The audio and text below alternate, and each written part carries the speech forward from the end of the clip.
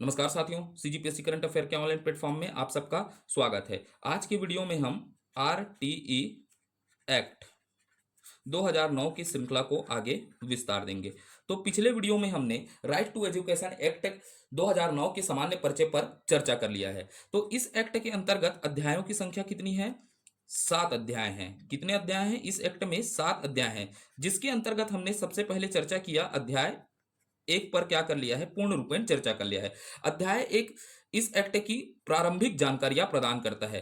तो अध्याय एक से हमें क्या प्राप्त होती है? प्रारंभिक जानकारी प्राप्त होती है।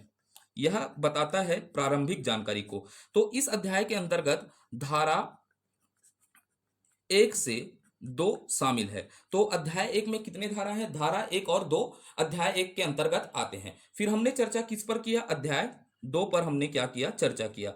तो अध्याय 2 से हमें क्या जानकारी प्राप्त होती है? निःशुल्क एवं अनिवार्य शिक्षा का अधिकार की जानकारी प्राप्त होती है। तो अध्याय 2 क्या जानकारी प्रदान करता है? निःशुल्क निःशुल्क एवं अनिवार्य शिक्षा, अनिवार्य शिक्षा का अधिकार का वर्णन है। निःशुल्क एवं अनिवार्य शिक्षा के अधिकार का क्या है? वर्णन किया गया है अध्याय 2 के अंतर्गत। तो इसके अंतर्गत हमारे कि कौन कौन से धाराएं शामिल होती है? तो अध्याय 2 में धारा 3 से 5 शामिल हैं। तो अध्याय 2 के अंतर्गत कौन कौन से धारा आते हैं? धारा 3 से 5 आते हैं। फिर हमने चर्चा किस पर किया? अध्याय 3 पर हमने क्या किया? चर्चा किया है। पिछले वीडियो में हमने किस पर चर्चा किया? अध्याय 3 पर। अध्याय 3 इस बात की जानकारी देती है कि समुचित सरकार, स्थानीय प्राधिकारी, माता पिता के कर्तव्यों का क्या है? उल्लेख है। तो अध्याय 3 के अंतर्गत किसका उल्लेख है? समुचित सरकार, समुचित सरकार, स्थानीय प्राधिकारी कारी, माता पिता एवं माता पिता के कर्तव्यों का उल्लेख है। कर्तव्यों का उल्लेख है। तो अध्याय 3 के अंतर्गत किसका उल्लेख है? समुचित सरकार, स्थानीय प्राधिकारी, माता पिता के कर्तव्यों का उल्लेख है। और इस अध्याय के अंतर्गत धारा 6 से 11 आते हैं। तो अध्याय 3 के अंतर्गत कौन कौन से धारा आते हैं? धारा 6 से 11 तक के धारा इसके अंतर्गत शामिल होते हैं। तो आज की वीडियो में हम चर्चा करेंगे अध्याय 4 पर। आज कौन से अध्याय पर चर्चा करेंगे? अध्याय 4 पर। तो अध्याय 4 क्या बताता है? तो अध्याय 4 के अंतर्गत विद्यालय एवं शिक्षकों के उत्तरदायित्व का वर्णन है। तो अध्याय 4 क्या बताएगा हमें? विद्यालयों विद्यालयों एवं शिक्षकों के, किसके? शिक्षकों के उत्तरदायित्व का वर्णन है। अध्याय 4 के अंतर्गत विद्यालय एवं शिक्षकों के उत्तरदायित्व का वर्णन है। ठीक है। तो इसके अंतर्गत कौन कौन से धारा आएंगे? धारा 12 से 28 इसके अंतर्गत शामिल है। तो अध्याय 4 में कौन कितने धाराएं शामिल है करके आपको याद रखना है। तो इसके अंतर्गत धारा 12 से 28 तक इसके अंतर्गत आता है। तो अध्याय 4 के अंतर्गत कौन कौन से धारा आएंगे? धारा 12 से 28 तक इसके अंतर्गत आता है। तो अब शुरुआत करते हैं अध्याय 4 का। तो सबसे पहले कौन से धारा पर चर्चा करेंगे? धारा 12 पर चर्चा करते हैं। तो आज का पहला धारा कौन सा होगा? धारा 12 पर क्या करेंगे? चर्चा करेंगे। तो धारा 12 निःशुल्क एवं अनिवार्य शिक्षा हेतु विद्यालय के दायित्वों का वर्णन है। तो धारा 12 के अंतर्गत किसका वर्णन है? आपको याद रखना है निःशुल्क, निःशुल्क एवं अनिवार्य, अनिवार्य शिक्षा हेतु, शिक्षा हेतु विद्यालय के उत्तरदायित्व, विद्यालय के उत्तरदायित्व, उत्तरदायित्व। तो धारा 12 हमें यह जानकारी देगा निःशुल्क एवं अनिवार्य शिक्षा हेतु विद्यालय के क्या उत्तरदायित्व है। तो इसका पहला प्रावधान समझते हैं। तो कोई भी प्राइवेट स्कूल है, तो प्राइवेट स्कूलों द्वारा पहली कक्षा के कुल बच्चों का 25% बच्चों को निःशुल्क शिक्षा उपलब्ध कराने हेतु प्रवेश दिया जाएगा। तो पहला प्रावधान क्या है? समझिएगा। ये मान लेते हैं कोई प्राइवेट स्कूल है। समझिएगा, कहानी को नरेट करिएगा ना। ये कोई क्या है? प्राइवेट स्कूल है। प्राइवेट स्कूल को मान लेता हूं ये कौन सा है? केपीएस है, या क्या मान लेते हैं? डीपीएस है। क्या है? डीपीएस स्कूल है। तो यहां पर क्या होता है? कोई प्राइवेट स्कूल है तो यहां पर क्या होगा? प्राइवेट स्कूल के अंतर्गत क्या होगा? पहली कक्षा में, कौन से कक्षा में बता रहा है? पहली कक्षा के अंतर्गत। तो पहली कक्षा के अंतर्गत कुल छात्रों में से, क्या है, कुल छात्र होंगे, जितने छात्र ये पहली कक्षा में एडमिशन ले सकते हैं, तो कुल छात्रों का यहाँ 25% छात्र, कितने, 25% छात्रों को निशुल्क शिक्षा उपलब्ध कराने या इन्हें प्रवेश दिया जाएगा। तो यहां पर क्या बोला जा रहा है कि प्राइवेट स्कूलों को पहली कक्षा के कुल बच्चों का 25% बच्चों को निशुल्क शिक्षा उपलब्ध कराने हेतु प्रवेश दिया जाएगा। तो पहला पॉइंट आपको क्लियर है, तो यहां पर हम लिखते हैं इसको, प्राइवेट स्कूलों के द्वारा, प्राइवेट स्कूलों के द्वारा पहली कक्षा के कुल बच्चों का 25% बच्चों को निशुल्क शिक्षा उपलब्ध करवाने हेतु प्रवेश दिया जाएगा। तो आपको कौन सी कक्षा को याद रखना है, पहली कक्षा को। पहली कक्षा में कुल बच्चों का 25% निःशुल्क उपलब्ध कराने हेतु क्या किया गया है, प्रावधान किया गया है। अब ये कौन बच्चे आएंगे, इसके अंतर्गत किस बच्चों का एडमिशन होगा, तो हमको याद रखना पड़ेगा बच्चे। तो इसमें कौन से बच्चों का एडमिशन होगा, तो कमजोर वर्ग के बच्चों का एडमिशन होगा। इस नियम के अंतर्गत किन बच्चों का होगा बताइएगा एडमिशन, करके पूछेगा प्रश्न, तो किसका, कमजोर बच्चों का, कमजोर वर्ग के बच्चों का, कमजोर वर्ग के बच्चों का। अब भैया कमजोर वर्ग के बच्चे कौन होंगे, तो ऐसे परिवार जिनकी आयु 2.5 लाख से क्या है, 2.5 लाख वार्षिक से क्या है, कम है, तो उन्हें क्या कहलाया जाएगा, कमजोर वर्ग के बच्चे कहलाएंगे। उन परिवार के बच्चे क्या कहलाएंगे, कमजोर वर्ग के बच्चे कहलाएंगे। तो कमजोर वर्ग के बच्चों के लिए क्या है बताइएगा, एक सीमा निर्धारण की गई है, 2.5 लाख रुपए के आय प्रति वर्ष, 2.5 लाख रुपए आय प्रति वर्ष से क्या होना चाहिए, कम होना चाहिए, कम होना चाहिए। तो ऐसे परिवार क्या कहलाएंगे, कमजोर वर्ग कहलाएंगे। और उनके बच्चों को क्या होगा, प्राइवेट स्कूलों में क्या मिलेगा, प्रवेश मिलेगा। ये क्लियर है। तो कौन बच्चे होंगे, कमजोर वर्ग के बच्चे इसके अंतर्गत फायदा लेंगे, इस अधिनियम का फायदा लेंगे, कहां, प्राइवेट स्कूलों में। अब भाई प्राइवेट स्कूल में ये 25% क्या हो रहा है, सीट को किसको दिया जा रहा है, कमजोर वर्ग के बच्चों को दिया जा रहा है, किसको, कमजोर वर्ग के बच्चों को दिया जा रहा है। तो अब ये कमजोर वर्ग के बच्चों को दिया जा रहा है, तो ये कमजोर वर्ग इसको पैसा नहीं देंगे, किसको, प्राइवेट स्कूलों को पैसा नहीं देंगे। तो प्राइवेट स्कूलों को इन 25% बच्चों का पुनर्भरण सरकार द्वारा किया जाएगा। अर्थात जो ये 25% बच्चों को प्राइवेट स्कूल क्या दे रही है, निःशुल्क शिक्षा दे रही है, तो इसका शुल्क कौन देगा, सरकार प्रदान करेगा। तो यहां पर आपको क्या और याद रखना है, प्राइवेट स्कूल, किसकी बात कर रहा हूं, प्राइवेट स्कूल, प्राइवेट स्कूल को 25% बच्चों की फीस का पुनः भरण सरकार द्वारा किया जाएगा। किसके द्वारा, सरकार द्वारा किया जाएगा। क्लियर हो रहा है आपको, बस समझना है, थोड़ा क्रिटिकल है ये अधिनियम, ठीक है। किसके द्वारा किया जाएगा, सरकार द्वारा पुनर्भरण किया जाएगा। अब यहां पर एक चीज और याद रखना है, प्रत्येक स्कूल स्थानीय सरकार या प्राधिकारी द्वारा मांगी गई सूचना देने के लिए क्या है, बाध्य है। अगर कोई भी स्कूल है, ये प्राइवेट स्कूल है, केपीएस है, मान लीजिएगा क्या है, डीपीएस है, इससे क्या है, स्थानीय सरकार, कौन सी सरकार बोल रहा हूं, स्थानीय सरकार, या क्या बोल रहा हूं, प्राधिकारी की बात कर रहा हूं, कोई सूचना मांगता है, तो ये सूचना देने के लिए क्या होंगे, बाध्य होंगे। तो यहां पर याद रखना है, प्रत्येक स्कूल को क्या है, प्रत्येक स्कूल स्थानीय, किसकी बात कर रहा हूं, स्थानीय सरकार या प्राधिकारी द्वारा मांगी गई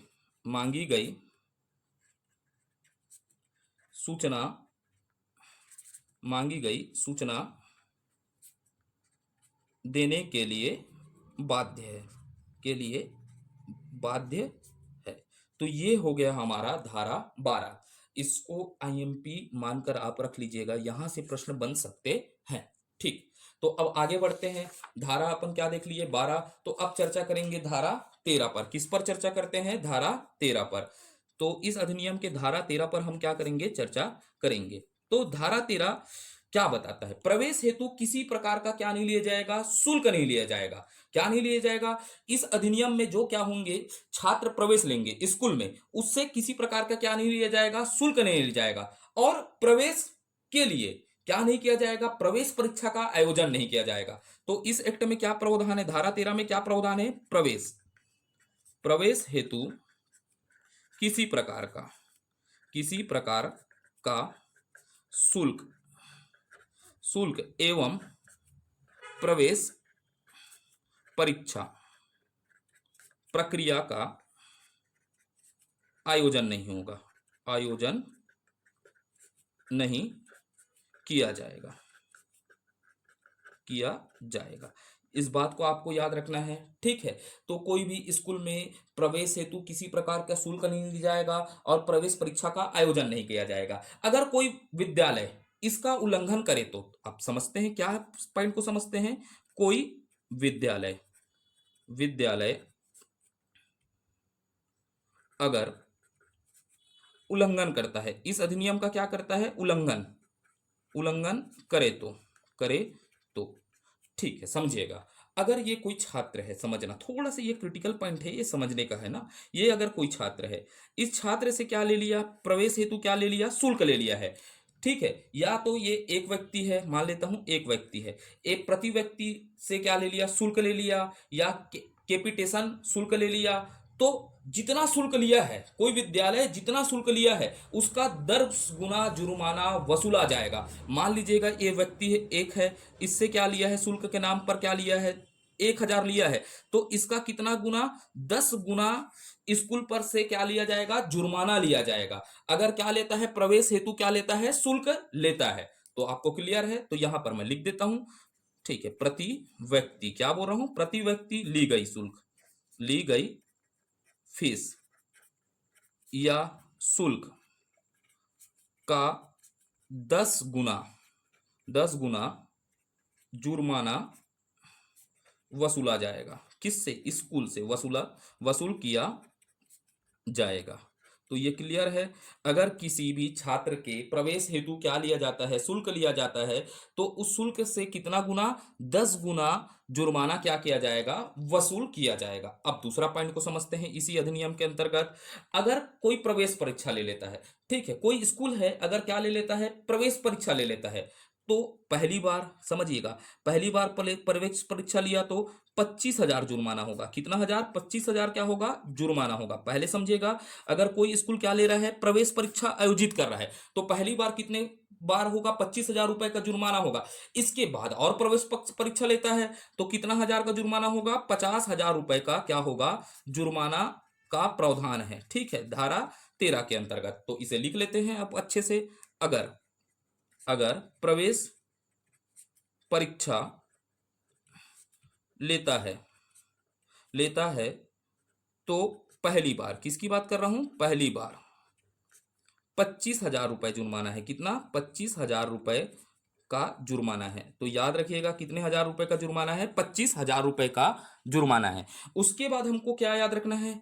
इसके बाद भी लेता है, क्या लेता है? इसके बाद भी प्रवेश परीक्षाओं के द्वारा क्या लेता है? एडमिशन लेने का प्रयास करता है, तो 50,000 रुपए का क्या है? जुर्माना है। कितने हजार रुपए का जुर्माना है? 50,000 रुपए का जुर्माना है।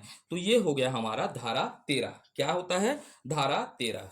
ठीक, तो अब धारा 14 पर क्या करते हैं? चर्चा करते हैं। कौन सा? धारा 14 पर चर्चा करते हैं। किस पर? धारा 14 पर हम क्या करते हैं? अगले टॉपिक में चर्चा करते हैं। तो धारा 14 के अंतर्गत क्या चीज है, क्या नियम है करके याद रखना है, क्या प्रावधान है करके। तो प्रवेश के समय आयु के सबूत के संदर्भ में, तो यहां पर क्या प्रावधान है? प्रवेश के समय, किसके समय? प्रवेश के समय आयु के सबूत के संदर्भ में, संदर्भ में। तो यहां पर क्या है? बच्चे के प्रवेश के समय आयु के संदर्भ में प्रावधान दिया गया है। तो समझिएगा, प्रारंभिक शिक्षा में, थोड़ा सा कहानी को सुनिएगा ना। प्रारंभिक शिक्षा में बालक के प्रवेश के समय आयु का निर्धारण, किसका निर्धारण? आयु का निर्धारण। तो मैं क्या बोल रहा हूं? ये बालक है, समझिएगा, ये बालक है, ठीक है, एक बच्चा है, ठीक है। तो प्रारंभिक शिक्षा में बालक के प्रवेश के समय आयु का निर्धारण किससे? जन्म मृत्यु विवाह, जन्म मृत्यु विवाह पंजीकरण, पंजीकरण अधिनियम, अधिनियम 1986 के नियमों, क्या बोल रहा हूं, के नियमों के आधार पर होगा। ठीक है, तो क्या बोल रहे हैं, प्रारंभिक शिक्षा में बालकों के प्रवेश के समय आयु का निर्धारण जन्म मृत्यु विवाह पंजीकरण अधिनियम 1986 के नियमों के आधार पर या सरकार द्वारा तय किए गए दस्तावेज के आधार पर क्या होगा, आयु के संदर्भ में बात की जाएगी। ठीक है, तो पहला क्या होगा, जन्म मृत्यु पंजीकरण अधिनियम 1986 या सरकार द्वारा तय किए गए, सरकार द्वारा तय किए गए दस्तावेज के आधार पर। किसके आधार पर, सरकार द्वारा तय किए गए दस्तावेजों के आधार पर। किसके आधार पर, सरकार द्वारा तय किए गए दस्तावेजों के आधार पर। तो यहां पर अब लिख देता हूं, फिर मैं इसको अच्छे से लिख देता हूं। तो प्रारंभिक, किसकी बात करूंगा, प्रारंभिक शिक्षा में, शिक्षा में बालक के प्रवेश के समय, समय आयु का निर्धारण, आयु का निर्धारण, निर्धारण आयु का निर्धारण जन्म, इसको आप लिखिएगा जन्म मृत्यु विवाह पंजीकरण अधिनियम 1986 के नियमों या सरकार द्वारा तय किए गए दस्तावेज के आधार पर किया जाएगा। सरकार द्वारा तय किए गए दस्तावेज के आधार पर होता है। तो ये क्लियर हो गया। ठीक है, तो प्रवेश के समय आयु के सबूत के संदर्भ में बातें आपको क्लियर है। अब यहां पर विशेष नोट डालिएगा, एक नोट डालिएगा, ये बहुत महत्वपूर्ण नोट है। ठीक है, ये नियम और बताता है, किसी भी, ये धारा और जानकारी देता है, किसी भी बालक को जन्म तिथि के प्रमाण पत्र नहीं है, समझेगा, किसी भी बालक के पास क्या है, जन्म तिथि का प्रमाण पत्र नहीं होने पर भी क्या दिया जाएगा, प्रवेश देगा, यानी प्रवेश से वंचित नहीं किया जाएगा। अगर इनके पास क्या है, ये अधिनियम के माध्यम से क्या नहीं है, जन्म का दस्तावेज नहीं है, सरकार द्वारा तय किए गए नियमों के द्वारा भी क्या नहीं है, आयु के सबूत नहीं है, फिर भी हम बालक के प्रवेश को क्या नहीं कर सकते, रोक नहीं सकते। ये बात क्लियर है। तो यहां पर लिखते हैं, किसी भी बालक को जन्म तिथि प्रमाण पत्र नहीं होने पर भी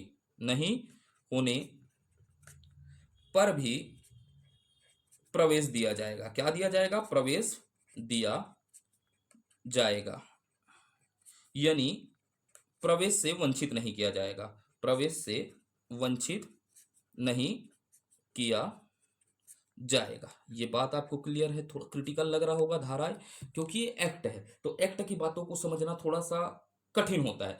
तो यहां पर क्या बोला जा रहा है कि प्रवेश के समय आयु के सबूत के संदर्भ में जानकारी देता है धारा 14। अब इसमें क्या क्या बातें हैं ये आपको क्लियर हो जाएगी। इसको आपको नोट को बहुत अच्छे से याद रखना है।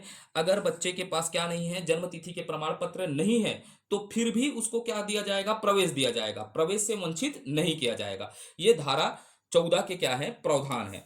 ठीक है, अब आगे बढ़ते हैं। अब देखते हैं धारा 15। ठीक है, हम क्या चर्चा करते हैं अगला टॉपिक में, धारा 15 पर क्या करते हैं, चर्चा करते हैं। इस अधिनियम का क्या जानते हैं, धारा 15। धारा 15 हमें क्या बताता है, बालक को प्रवेश से मना नहीं कर सकते। ठीक है, तो यहां पर क्या बात करता है, धारा 15 क्या बताता है, बालक के प्रवेश को क्या नहीं किया जा सकता, मना ही नहीं किया जा सकता। तो ये धारा 15 क्या बताता है, बालक को प्रवेश से मना नहीं कर सकते, अर्थात स्कूल में प्रवेश से क्या नहीं कर सकते, मना नहीं कर सकते। ठीक है, तो यहां पर क्या है, प्रारंभिक शिक्षा में बालक विद्यालय में सरकार द्वारा तय की गई अवधि में प्रवेश ले सकेगा। इसके अंतर्गत पहला प्रावधान क्या कहता है, प्रारंभिक शिक्षा में, किसमें, थोड़ा इसको समझाता हूं फिर मैं ना।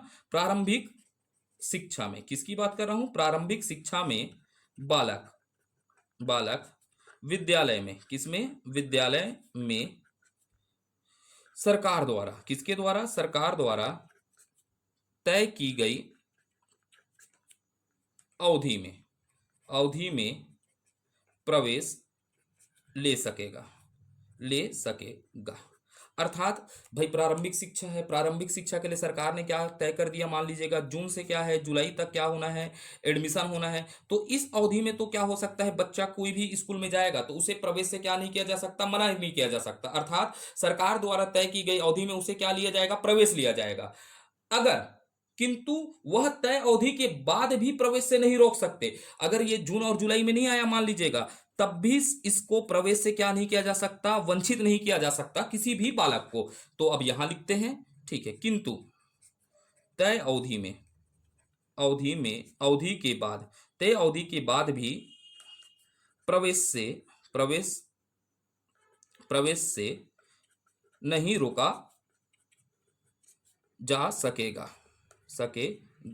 तो क्लियर है। मान लीजिएगा जून जुलाई का क्या बनाया है सरकार ने, क्या किया है, नियम तय किया है कि यहां तक क्या लेंगे, बच्चे प्रवेश लेंगे। अगर यहां पर भी क्या नहीं लेते, बच्चे प्रवेश नहीं लेते, और इस तिथि के बाद भी क्या मांगते हैं, एडमिशन मांगते हैं, तो इस तिथि के बाद भी बच्चे को क्या दिया जाएगा, एडमिशन दिया जाएगा स्कूल में। क्लियर है, ठीक है। अब यहां पर क्या की गई है, तथा, तथा ये याद रखना है, शिक्षा की व्यवस्था भी की जाएगी, शिक्षा की व्यवस्था भी करनी होगी, बच्चे की शिक्षा की क्या करनी होगी, व्यवस्था भी करनी होगी।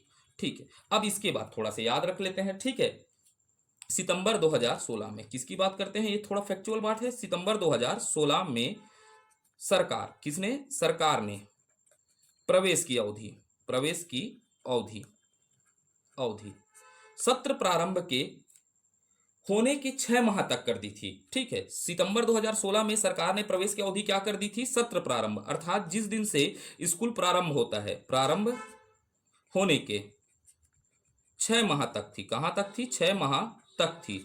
लेकिन वर्तमान में क्या है, वर्तमान में इसमें क्या कर दिया गया, इस नियम में परिवर्तन कर दिया गया। अर्थात प्रारंभिक शिक्षा कक्षा 1 से लेकर 8 तक सत्र पर्यंत कभी भी क्या ले सकते हैं, प्रवेश ले सकते हैं, जब जागो तब सवेरा है। तो इसमें क्या कह रहा है, अब वर्तमान में क्या है, प्रारंभिक, किसकी बात कर रहा हूं, प्रारंभिक शिक्षा, किसमें, प्रारंभिक शिक्षा, अर्थात 1 से 8 तक सत्र पर्यंत, अर्थात कभी भी सत्र पर्यंत कभी भी प्रवेश ले सकता है। ठीक, तो ये था धारा 15 के बारे में संक्षिप्त जानकारी। ठीक है, कोई भी प्रश्न बने आपसे छूटना नहीं। करते हैं धारा 16 की। तो धारा 16 के प्रावधानों पर क्या करते हैं, चर्चा करते हैं। तो कक्षा में रोकना, अर्थात किसी छात्र को फेल करना एवं स्कूल से निष्कासित करना पूर्ण तरीके से क्या है, निषेध है। तो इस धारा में यह प्रावधान है कि कक्षा में, किसमें, कक्षा में रोकना, किसी भी छात्र को कक्षा में रोकना का अर्थ क्या होता है, यानी फेल करना, यानी फेल करने, एवं एवं स्कूल से, कहां से, स्कूल से निष्कासन, निष्कासन का निषेध है, प्रतिषेध है।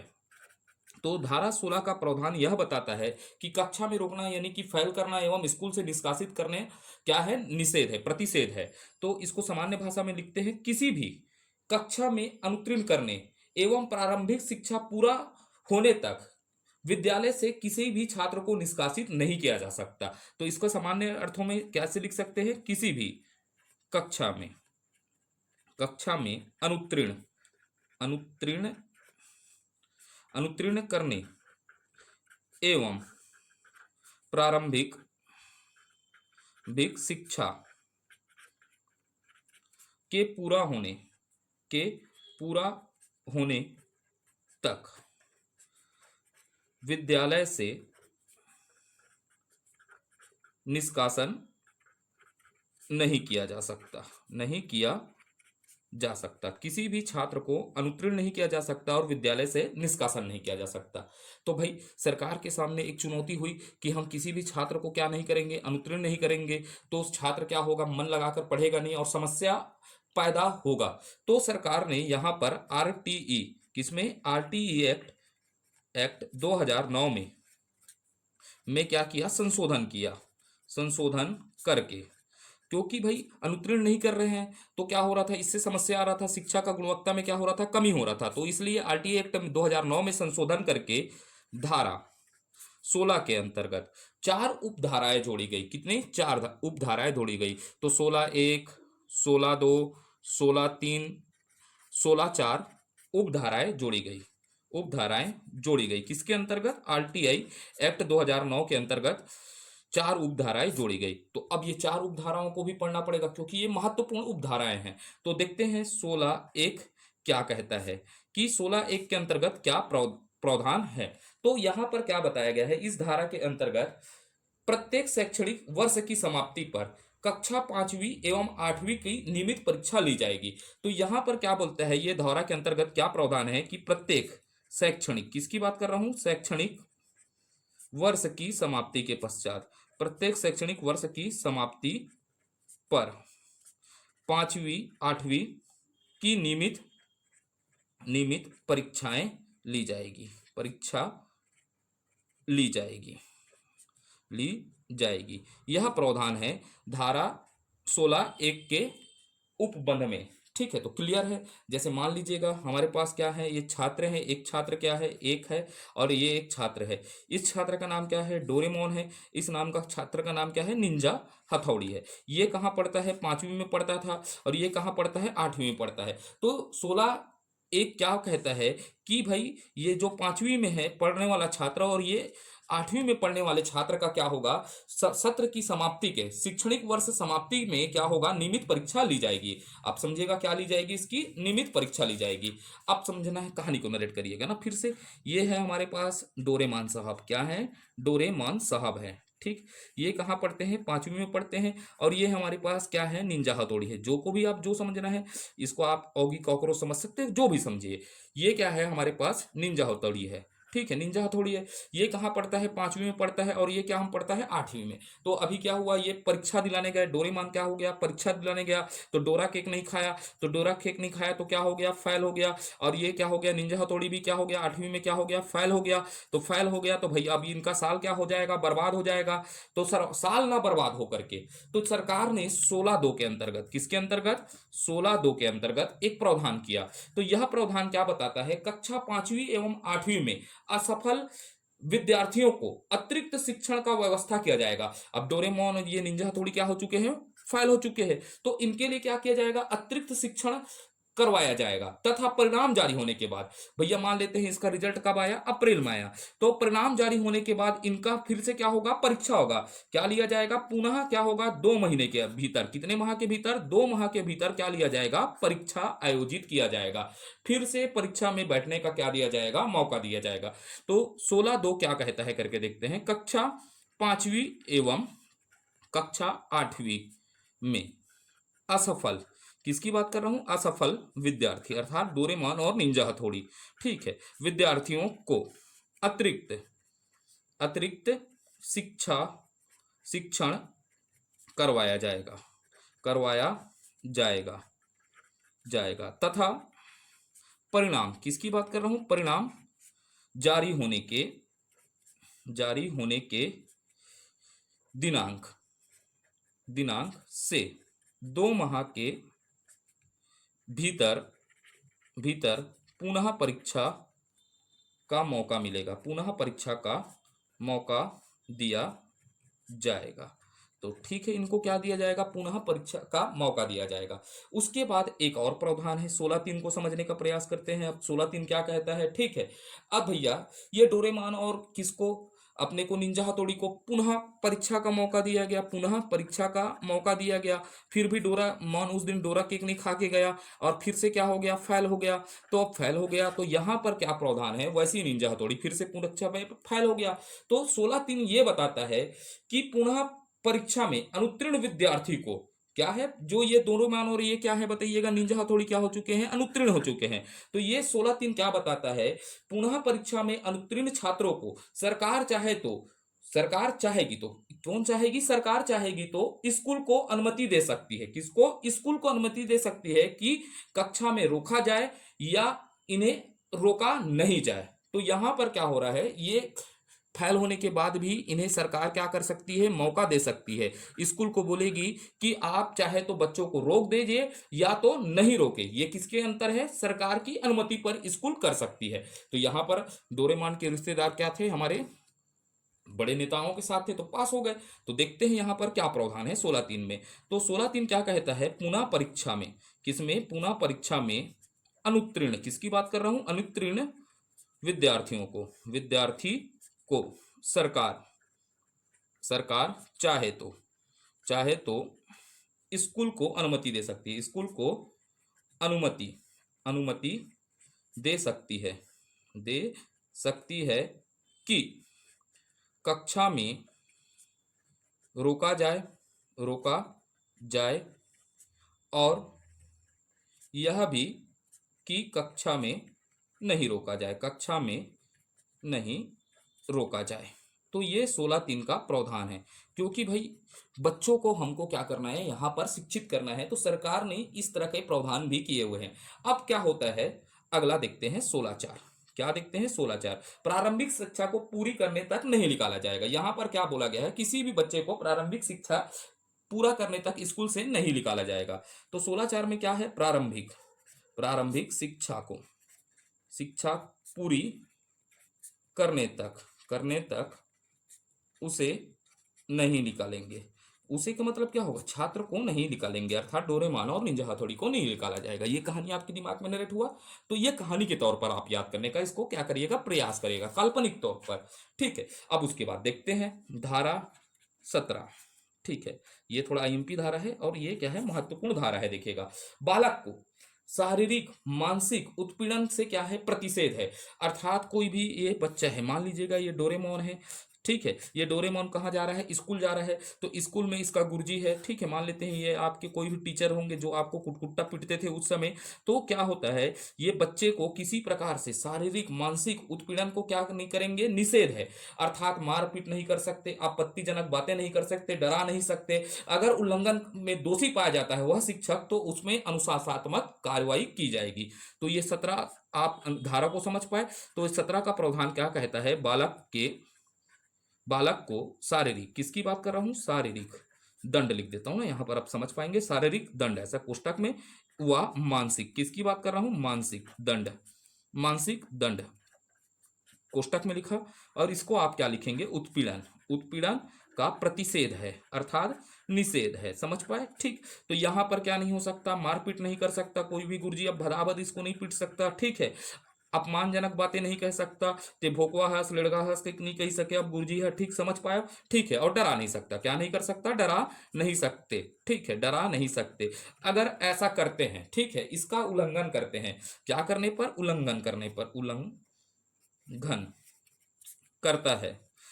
करता है या दोषी पाया जाता है, क्या पाया जाता है, दोषी पाया जाता है, तो उस शिक्षक पर क्या होगा, अनुशासनात्मक कार्रवाई किया जाएगा, ठीक है, नात्मक कार्रवाई की जाएगी, ठीक, क्लियर है। तो ये धारा आपको क्लियर होना चाहिए, इस पर क्या हो जाएगा, शिक्षक पर क्या हो जाएगा, कार्रवाई हो जाएगा। अब देखते हैं धारा 18 पर चर्चा करते हैं, थोड़ा थोड़ा पढ़ते हैं, धारा 18 क्या कहता है देख लेते हैं। धारा 18 पर क्या करते हैं, चर्चा करते हैं इस टॉपिक में। तो धारा 18 क्या कहता है, विद्यालय की मान्यता प्राप्ति के संदर्भ में बात करता है, किसके, अब यहां पर बात होता है धारा 18 के अंतर्गत क्या प्रावधान है, विद्यालय की मान्यता, किसकी बात करता है, मान्यता प्राप्ति के संदर्भ में, मान्यता प्राप्ति के संदर्भ में प्रावधान, ठीक है, संदर्भ में प्रावधान या मान्यता, ठीक है। तो यहां पर क्या कहता है, ये धारा 18 बताता है कि मान्यता प्राप्त विश्वविद्यालय की स्थापना किया जाएगा और इसका संचालन किया जाएगा। सामान्य भाषा में क्या हो जाएगा, मान्यता प्राप्त विद्यालय की स्थापना की जाएगी, स्थापना किए जाएंगे, अर्थात जो सरकार के अधिनियमों से क्या होता है, मान्यता प्राप्त होता है, वैसे विद्यालय की स्थापना किया जाएगा और उसका संचालन किया जाएगा। तो भाई अब इसके लिए भी कुछ तो नियम होगा, किया जाएगा, ठीक है। तो अब समझते हैं आगे की और कुछ बातें। अगर कोई विश्वविद्यालय विश्वविद्यालय बोल रहा हूं, अगर कोई विद्यालय के पास आरटीआई लागू होने के समय मान्यता नहीं है, तो वे क्या प्राप्त करेंगे, मान्यता प्राप्त कर लेंगे। तो यहां पर यह बोला गया है, अगर कोई विद्यालय, समझिएगा, अगर कोई विद्यालय के पास आरटीई 2009 लागू होने के समय मान्यता नहीं है, क्या नहीं है, मान्यता नहीं है, नहीं थी, तो वे मान्यता प्राप्त करेंगे, तो वे मान्यता प्राप्त कर लेंगे, क्या कर लेंगे, प्राप्त कर लेंगे। ठीक है, ये हो गया मान्यता प्राप्त कर लेंगे।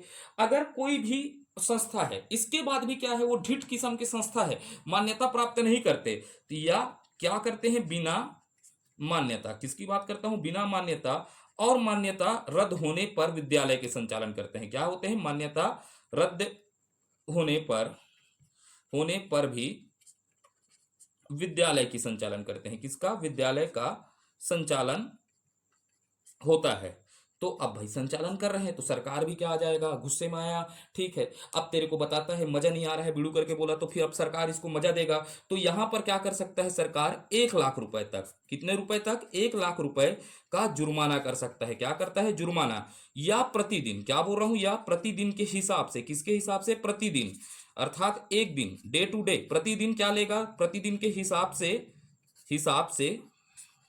10,000 रुपए जुर्माना ले सकता है, कितना, 10,000 रुपए का क्या लेगा, जुर्माना लेगा। तो ये था विद्यालय की मान्यता प्राप्ति के संदर्भ में प्रावधान, ये कहां पर दिया गया है, धारा 18 पर दिया है। ठीक, अब थोड़ा सा अब चर्चा करते हैं धारा 19 पर, किस पर, धारा 19 पर चर्चा करते हैं। तो अब हमारा फोकस किस पर होना चाहिए, धारा 19 पर, किस पर, धारा 19 पर। तो धारा 19 विद्यालय के मानकों के संदर्भ में बताता है। तो यहां पर क्या प्रावधान है, विद्यालय के, किसके, विद्यालय के मानकों के संदर्भ में है। ठीक है, संदर्भ में प्रावधान है, संदर्भ में क्या है, प्रावधान है। तो विद्यालय के भौतिक मानक व मापदंड का निर्धारण किया गया है। अगर कोई कोई विद्यालय इसे पूरा नहीं करता या आरटीआई लागू होने के 3 वर्ष के अंतर इसे क्या करना होगा, पूरा करना होगा। तो थोड़ा लिखते हैं इसको, फिर समझते हैं।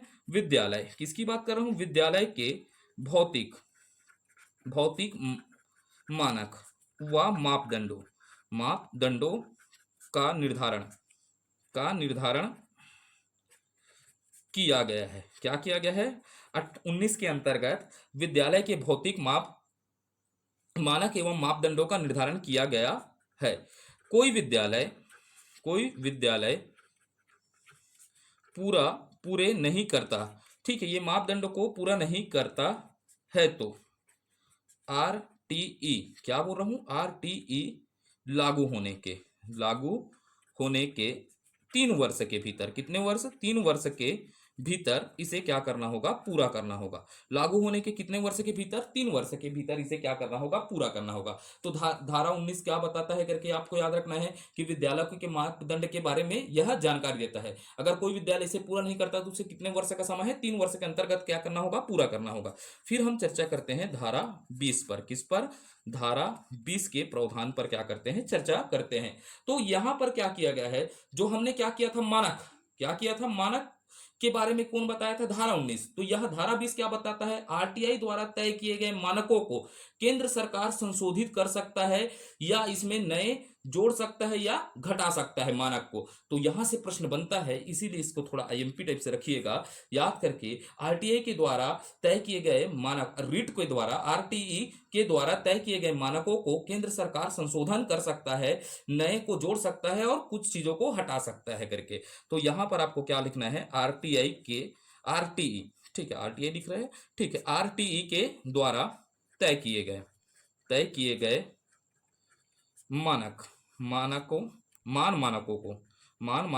में केंद्र सरकार, यहां पर आपको याद रखना है कि समुचित सरकार के अंतर्गत किसकी ताकत है, केंद्र सरकार को ताकत है करके। आपको केंद्र सरकार संशोधन क्या कर सकता है, कर संशोधन कर सकती है, अर्थात नए जोड़ या घटा सकती है, क्या कर सकती है, घटा सकती है। तो ये आपको क्लियर है, धारा 20 क्लियर हुआ या नहीं हुआ, हो गया। तो आगे बढ़ते हैं। ठीक है, अब देखते हैं धारा 21 पर चर्चा करते हैं। ये धारा 21 पर हम क्या करते हैं, चर्चा करते हैं। और तो धारा 21 क्या बोलता है, विद्यालय प्रबंधन समिति का गठन किया जाएगा, किसका, विद्यालय प्रबंधन समिति का गठन किया जाएगा। प्रबंधन समिति का क्या किया जाएगा, गठन किया जाएगा। तो ये क्लियर है, किसका, विद्यालय प्रबंधन समिति का गठन किया जाएगा। तो इसी को क्या बोलते हैं, एसएमसी, ठीक है, इस SMC कहते हैं, शॉर्ट में क्या कहेंगे, विद्यालय प्रबंधन समिति को SMC कहेंगे। तो इसमें टोटल सदस्य कितने होंगे, 16 सदस्य होंगे। आप पढ़ लीजिएगा, छत्तीसगढ़ के अधिनियम को पढ़िएगा, तो इसमें 16 कितने होंगे, सदस्य होंगे। 13 पन्ना पढ़ा हूं तब इसको खोज के निकाला हूं। 16 सदस्य होंगे। कितने सदस्य होंगे, 16 सदस्य होंगे। अब इन 16 सदस्यों में 3/4 अर्थात कितना परसेंट होगा, आप निकाल लीजिएगा कैलकुलेशन करके। 16 सदस्य अर्थात 16 सदस्यों में 3/4 सदस्य माता पिता कौन होंगे, माता पिता, अभिभावक, अभिभावक, भावक, संरक्षक में से होंगे। क्या होंगे, संरक्षक में से होंगे। तो ये 16 सदस्य का क्या होगा, 3/4 भाग किसके होंगे, माता पिता, अभिभावक और संरक्षक में से होंगे। क्लियर हुआ, ठीक है। और इन्हीं में से समझेगा 50% सदस्य, इनमें से 50% सदस्य कौन होगी, महिला सदस्य बनेंगी। कौन बनेंगी, महिला सदस्य होगी। क्लियर हो गया, महिला सदस्य होंगे। अब इसी SMC के अध्यक्ष, अध्यक्ष कौन होगा करके आपको प्रश्न पूछेगा, तो अध्यक्ष कौन होगा, अभिभावक होगा अर्थात गार्जियंस होगा। ठीक है, उसके बाद क्या होगा, उपाध्यक्ष। तो उपाध्यक्ष कौन होगा बताइएगा, अभिभावक ही इसका समिति का क्या होगा, उपाध्यक्ष होगा। उसके बाद आपसे प्रश्न पूछा सचिव कौन होगा, सचिव कौन होता है, प्रधान अध्यापक होता है। एक एक चीजों को आपके लिए मैं खंगाल के निकाल दिया हूं, ये लिखा हुआ है हमारे छत्तीसगढ़ में गाइडलाइन जारी किया है। ठीक है, इस आधार पर। ठीक है, अब यहां पर बैठक कब होगा, तो इसको आप कमेंट करके बताइएगा, इसका बैठक कब होता है करके। ठीक है, बैठक कब होगा, तो देखते हैं आप भी कि थोड़ा मेहनत करते हैं या नहीं करते हैं। बैठक कब होगा, नहीं होगा तो मैं बताऊंगा पूर्णिमा में होता है या अमावस्या में होता है। अब थोड़ा सा हिंट भी दे दिया हूं, तो आप थोड़ा सा प्रयास करिएगा। तो अब यहां से प्रबंधन समिति के कार्य को समझते हैं। प्रश्न तो यहां से पूछेगा नहीं, लेकिन हमारे पास क्या है, दिमाग रहना चाहिए कि इनके कार्य क्या हो सकते हैं। सुन लीजिएगा ना, तो विद्यालय के क्रियाकलापों को प्रभावी तरीके से क्या करना, मॉनिटरिंग करना है। तो भैया अभिभावक आएंगे, अभिभावक आएंगे तो क्या करेंगे, स्कूल के क्रियाकलापों को क्या करेंगे, मॉनिटरिंग करेंगे। विद्यालय से प्राप्त अनुदानों के खर्चा को क्या करेंगे, मॉनिटरिंग करेंगे। जो पैसे आए हैं उनको मॉनिटरिंग करेंगे। विश्वविद्यालय योजना का क्रियान्वयन भी करेंगे। क्या करेंगे, विद्यालय योजनाओं का क्रियान्वयन भी करेंगे। ठीक, ये हो गया, थोड़ा सा बात कर लिए। उसके बाद धारा 22 पर बात करते हैं। ठीक है, किस पर, धारा 22 पर बात करते हैं। धारा 22 को समझना है, विद्यालय, विद्यालय विकास योजना का निर्माण, विकास योजना का निर्माण, विकास योजना का निर्माण। तो ये उतना ज्यादा महत्वपूर्ण धारा नहीं है, बस इसको याद रख लीजिएगा। कभी धारा को मिलाने के लिए प्रश्न पूछ दिया, अगर एकदम क्रिटिकल कंडीशन में पूछा तो आपसे क्या पूछेगा, धारा को मिलाने का क्या पूछ देगा, प्रश्न पूछ देगा। तो ये धारा 22 क्या बोलता है, विद्यालय किसके, विद्यालय विकास योजना का निर्माण है। इसके अंतर्गत क्या है, विद्यालय विकास योजना का क्या है, निर्माण है। ठीक है, उसके बाद देखते हैं यहां पर धारा 23 किस पर चर्चा करते हैं, धारा 23। तो ये धारा 23 क्या है करके समझिएगा, शिक्षक पदों की, किसकी, शिक्षक, शिक्षक पद की योग्यता, किसकी बात कर रहा हूं, शिक्षक पद की योग्यताओं, योग्यताओं एवं सेवा शर्तों का, किसका, सेवा शर्तों का उल्लेख है। धारा 23 के अंतर्गत क्या है, इसके योग्यताओं एवं सेवा शर्तों का उल्लेख है। ठीक है, अब यहां पर क्या होगा भाई, शिक्षक के लिए योग्यता, जो अभ्यर्थी निर्धारित तिथि जो अभ्यर्थियों के लिए निर्धारित योग्यता है उसको पूरा करेंगे तो वो क्या बनेंगे, शिक्षक बनेंगे। बिल्कुल क्लियर है या नहीं है। अगर भाई शिक्षक पर, शिक्षक किसकी बात कर रहा है, शिक्षक पद की योग्यता एवं सेवा शर्तें, अगर कोई भी अभ्यर्थी निर्धारित योग्यता को क्या करेगा, पूरा कर लेता है। जैसे शिक्षक बनने के लिए बीएड है, मेरे पास बीएड रहता तो मैं भी अभी शिक्षाकर्मी रहता, शिक्षाकर्मी नहीं भाई, शिक्षक रहता। अभी उन्हें शिक्षाकर्मी नहीं कहा जाता है, अभी शिक्षक कहा जाता है। तो शिक्षक रहता, मेरे पास ये योग्यता ही नहीं है, तो मैं शिक्षक बन सकता हूं क्या, नहीं बन सकता हूं। अब शिक्षक बन गया तो वेतन किसके आधार पर मिलेगा, वेतन सेवा शर्तें समुचित सरकार द्वारा क्या की जाएगी, तय की जाएगी। समुचित सरकार को इसीलिए मैं पढ़ाया हूं, केंद्र सरकार, राज्य सरकार और क्या होते हैं बताइएगा, केंद्र शासित प्रदेश सरकार क्या कहलाते हैं, समुचित सरकार। तो ये हो गए योग्यता एवं सेवा शर्तों का उल्लेख धारा 23 के अनुसार। तो इसको मैं नहीं लिखा था, आप ये समझ गए, आपके पास इतना बुद्धि है, तार्किक बुद्धि है, बहुत जीनियस है आप लोग। ठीक है, और यहाँ जो शिक्षाकर्मी तैयारी कर रहे होंगे तो एकदम खुश होंगे। ठीक है, क्योंकि कितना पद है मैं नहीं जानता। ठीक, आगे बात करते हैं। बहुत पसीना आ रहा है, आप समझ सकते हो, इतना पसीना है। देखिएगा क्या है, यहाँ पर पंखा मैं चालू नहीं कर सकता और एक अजीब सा पसीना है। आप समझिएगा कि आधा तो पसीना की ओर ध्यान दूं या लिखने में ध्यान दूं, लेकिन मेरा एक प्रयास रहता है कि जब भी मेरे को समय मिले तो मैं उस समय का सदुपयोग करके आपको पढ़ाऊं। अब यहाँ पर देखते हैं शिक्षकों का कर्तव्य और शिक्षकों के समाधान, समस्या समाधान के संदर्भ में शिकायत दूर करना। तो ये धारा 24 क्या बताता है? ठीक है, 24 में क्या लिखा है? शिक्षकों को, इसको इस धारा के बाद में रोकता हूं वीडियो को। शिक्षकों के कर्तव्यों का, किसका कर्तव्यों हुआ? शिक्षकों के, शिक्षकों की समस्या, समस्या समाधान, किसकी बात करता हूं? समाधान के संदर्भ में, संदर्भ में शिकायत दूर करना, शिकायत को दूर करना, दूर करना यहां पर बताया गया है। ठीक है, तो अब चर्चा करते हैं। तो अब शिकायत, शिक्षकों के कर्तव्य क्या है भैया? विद्यालय में निरंतर उपस्थित रहना है। जैसे आप हॉस्टल वार्डन बनेंगे, जब मैं हॉस्टल वार्डन का नियम पढ़ाऊंगा तो आपको लिए क्या रहेगा भाई? आपके कर्तव्य क्या रहेंगे बताइएगा?